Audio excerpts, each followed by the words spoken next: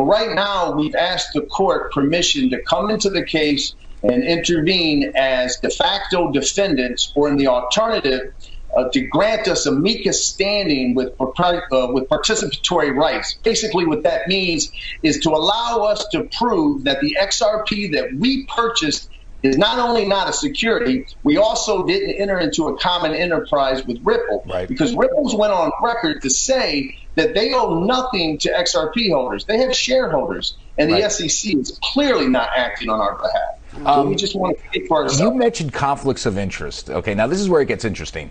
Jay Clayton was the head of the SEC that brought the case. A guy named Bill Henman was then at the head of corporate finance for the SEC, who played a role, I guess, in the case.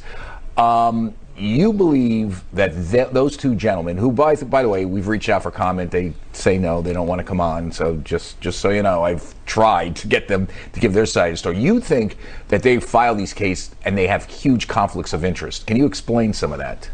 Sure. Well, here's what you have. You have Jay Clayton, who was the chairman of the SEC. His law firm represents Ethereum co-founders and competitors to Ripple.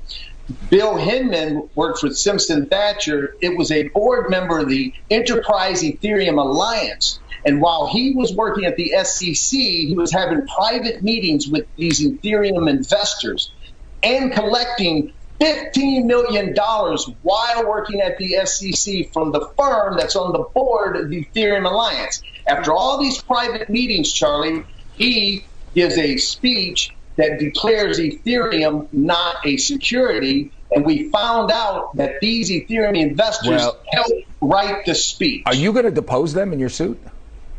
Well, the goal is to depose them. Right now, we're just seeking to go into court in the Southern District of New York and represent ourselves and defend what we own, because Ripple's not going to do it and the SEC's not going to do it. You want to answer a question, Cheryl? Well, I want to say that the two of you are going to continue this conversation, because this story between the two of you and this interview is all over Twitter.